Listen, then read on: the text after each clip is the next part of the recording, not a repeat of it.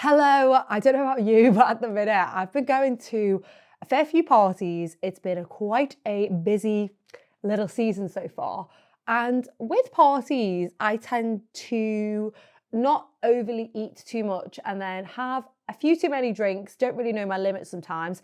And the next morning, I end up in a bit of a state. And yes, that is headache, feeling a bit ugh. But also, something else happens to me. So, Past Julia has a question. I feel like and I look like even more. Let me put some moisturiser on because this is not good. I got a glass of wine knocked into my eye last night and now my eye is like streaming. It won't stop. Lather my face with moisturiser. So last night I was out and about and now I feel not just hungover but stressed. I feel stressed. After a night out, I have the worst fear that I've said something completely ridiculous to someone important, and I'm replaying all these things in my head going, how have they interpreted that? What did I even say to that person? I'll speak to them for ages. And last night I was at a networking event and I always do this. I'm like, I just shouldn't drink at them because the next morning I wake up and I'm like, I've ruined my career, I've ruined my life. So my question is, what is hangxiety? Why do we get hangxiety? What is its purpose? Why do we have it after a night out? And is there a way I can stop it? I was not looking all right there. My eyes were so swollen and yeah, I didn't know I had concealer like on my face like that. But you know, I do find that after a night out, I have a hangover, yeah, and that sort of subsides a little bit. And as that subsides, I have this real stress about what I've said to other people, how they may have interpreted certain situations, and just a general overall, have I ruined my life from that one night out? It stews and stews and stews. So I was wondering, what on earth is hangxiety? What does it do to our brains? And what does the research tell us about this state?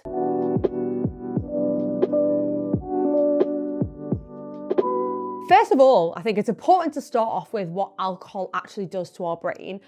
And it's still quite unclear what alcohol does. We know that the products of alcohol, when you take it in and it's broken down by the liver, these chemicals can pass through the blood-brain barrier. When alcohol passes from the blood into the brain, it interacts with our brain cells and it's known to change how they chat to each other. Most of our brain cells are either excitatory or inhibitory. So when they're excitatory, they like to chat to each other. Inhibitory means it stops other cells from chatting. So with the inhibitory cells that normally stop brain cells talking to each other, alcohol increases their activity, which essentially means brain activity is overall dampened. It's what gives that really nice, relaxed effect. You're chatting away, you're not really thinking about too much, you're feeling confident. That is coming down in part to alcohol suppressing brain activity. With the excitatory neurons, the chatty cathies, what alcohol does there is the opposite. It actually prevents some of that activity. So overall, you have this net impact of alcohol in the brain of suppression. And that is what makes us feel very loose and chatty.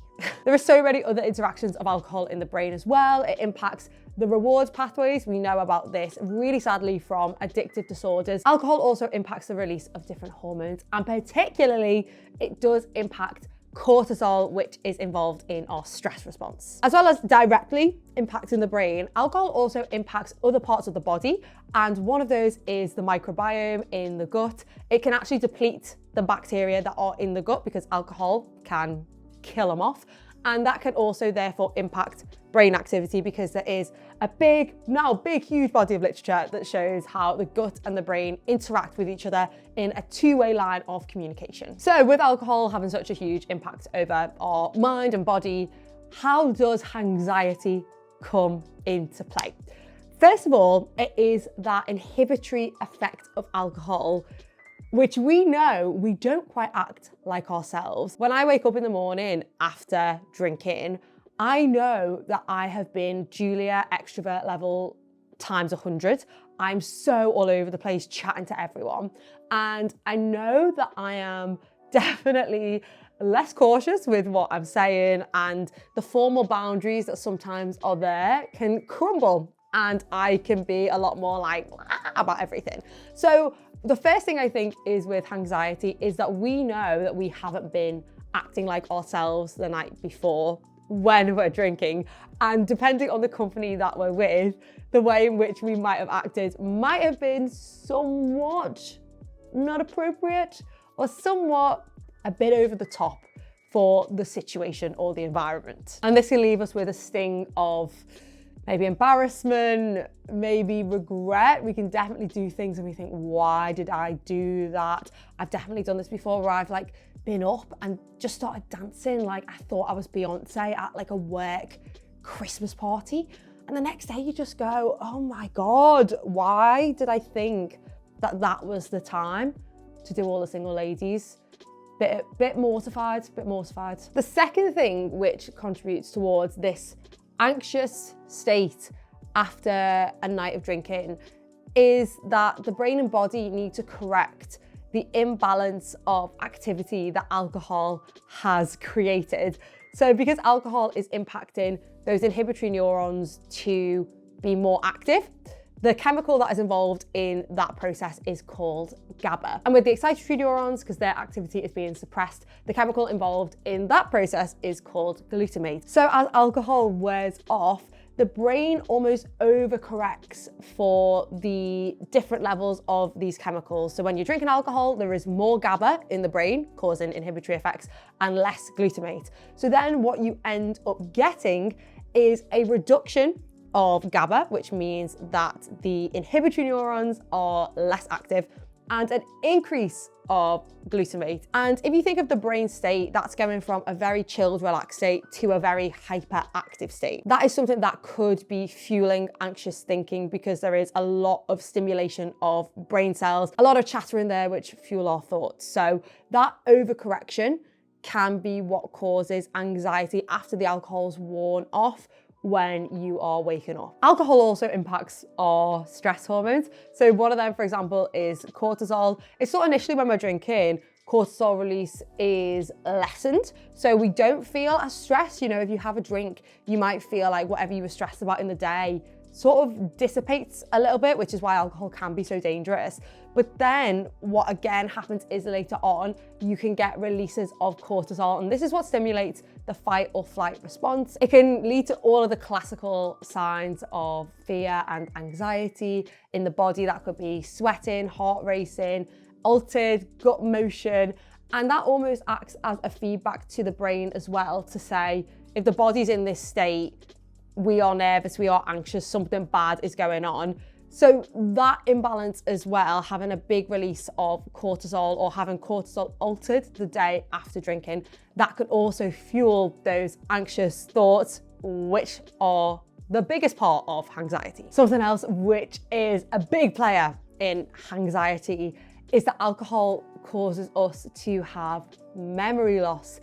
Now, you may have experienced this on a night out where there are patches of the night, or maybe even the complete whole night is lost to your memory.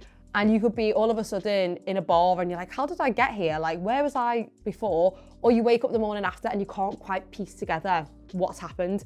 This is what is known as blackout. I used to think a blackout was when someone passed out, but a blackout is actually when the person is acting, if you saw them face to face, they're acting quite functional, quite normal, obviously alcohol infused normal, but they're chatting and they are walking around, but they are not remembering any of that situation, which is quite scary. So when you wake up after a night out, you might be thinking, oh my God, what did I do? Because the memory just isn't there. You're like, I know I was speaking to that person for hours. What did I say to them? Or I think I have a memory of me like getting on a table and doing a dance. Did that actually happen? Did that happen? And that sort of loss of memory definitely fuels this anxious state that we find ourselves in after a night out. When we're considering forming long-term memories, what is really important for this process is excitatory brain cell activity. And as we know from alcohol, that is suppressed in drinking. So when you're drinking, that activity just isn't as good as it might have been before. And a part of the brain that is really important for taking information that's happening right in front of our eyes right now and synthesizing it into long-term memory and putting it into storage is the hippocampus. The more alcohol you drink, the less good the hippocampus, the cells in that brain, are at talking to each other. So the more drinks you have, the quieter they become. And that means that the stuff that's going on in the world in front of you is not being put into that long-term storage. And finally, the thing that is really important in hangxiety is that alcohol disrupts our sleep. And that is because the brain activity that we have in an alcohol-fueled state is not really optimal for sleeping through the night like we normally would. When our brain is asleep, it is really important that it goes through certain phases of brain activity. It goes into really, really slow synchronous activity, which is thought to be really important for things like clearing the brain out of all the waste products that there are that day, in memory formation. And then there are also periods where the brain activity is much quicker and much more all over the place. And that is thought to be when we have most of our dreams. So the brain moves through these different stages as we sleep. Now, because alcohol impacts the brain, when we are going to sleep, the brain is going to be in this state of relaxation, over inhibition when we've had a few too many drinks. And this can make us fall asleep really easily. We can slip into quite a deep sleep because our brain is already in that slow activity type of space. But the problems come in the second half of the night when we get this rebound of activity, where the brain all of a sudden is going, hang on a minute, there's been way too much GABA in this brain and way too little glutamate. And it starts to ramp up the excitatory activity and suppress the inhibitory activity. And that means that we get much, much, much lighter sleep in the second half of the night after we've drank. We don't get the full restorative processes that happen when we sleep. And that means that when we wake up the next day, we may have been in bed for 8, 9, 10 hours after a drink and felt like we fell asleep very quickly, but we haven't had that proper sleep that we need. And when we haven't slept properly, it's a lot harder to regulate our emotions. It's a lot harder to rationalize.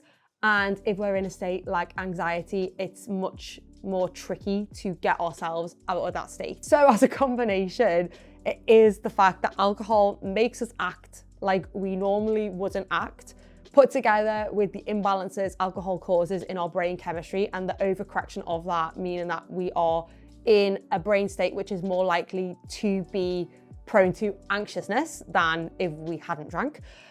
The impact alcohol has on our memory, and meaning that we can't quite remember what we did. So then we are left in this state where the brain is very active and anxious, and then we can't quite remember what we did. So we're filling in those gaps with things that we probably didn't do, or we did do but no one cared about anyway. And the last thing is that we haven't slept properly, so we're less able to regulate those emotions, which means that when we feel anxious, it's more likely that we will stay in that state. It's thought that people who are shy might be more susceptible to anxiety because alcohol does make individuals feel a bit looser and a bit more confident. But if naturally you're quite shy, the next day you can wake up and feel like you acted so out of character that you're like, oh my God, what did I do? I think for me, because I'm quite extrovert as it is, even without a drink, I'm quite chatty and everything. The anxiety isn't overly bad. It's just like if I've spoken to someone who's really important for ages and I've been like, what did I say? Because I know that I'll just chat bollocks for hours and hours and hours. And also it's thought that people who are anxious to start with are more prone to anxiety after drinking because their brain is already more used to being in an anxious state. So with all those factors together, their anxiety levels will be much higher than someone who isn't as prone to anxiety. And can anxiety be stopped? Is there a cure, like, a hangover remedy, which a lot of them aren't the best anyway? Like a hangover, the best thing to do is to not drink. But I know that's a hard thing to do. It's important to eat a lot of food, drink a lot of water. I sometimes do one alcoholic drink, one water throughout the night, so I'm hydrated. And yeah, maybe think before you go on a night out. Who's going to be there? Who would I not want to make a fool of myself in front of? Will it be worth it the next day if I spend time talking to that person tonight? Is it better to just say hi and then move on? So that's it. That's the hangxiety situation at the minute. And if you have problems with alcohol and you feel like alcohol is taking over your life, it's destroying your relationships, your friendships, your family ties, if it is something that you feel is compulsive, and when you have one drink, you have to keep drinking, or you're drinking at times that you wouldn't like to be drinking, then please seek help. I've put some resources in the comments below. That's it from me. If you like videos about the brain, why we behave the way we do, our behaviors, goal setting, all the rest of it, then subscribe to the channel, because I will be back with more of those very soon. And I will see you in the next one. Bye.